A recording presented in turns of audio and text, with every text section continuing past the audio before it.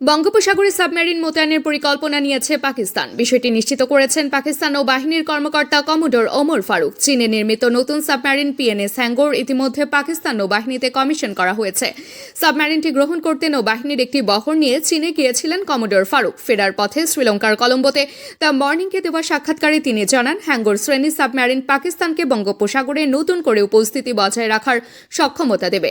তার ভাষায়, পিএনএস হ্যাঙ্গর সিরিজের আরও 7টি সাবমেরিন শিগগিরই পাকিস্তান নৌবাহিনীতে যুক্ত হবে।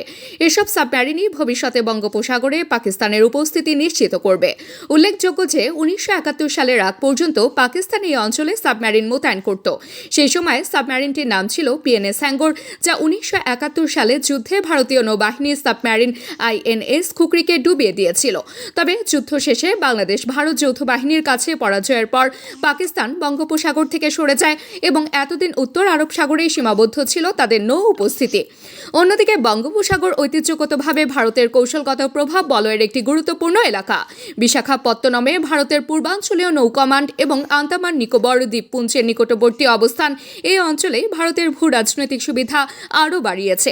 একই সঙ্গে ভারত ও বাংলাদেশের মধ্যে পণ্য ও জ্বালানি বাণিজ্যের জন্য বঙ্গোপসাগরের গুরুত্ব ক্রমেই বাড়ছে।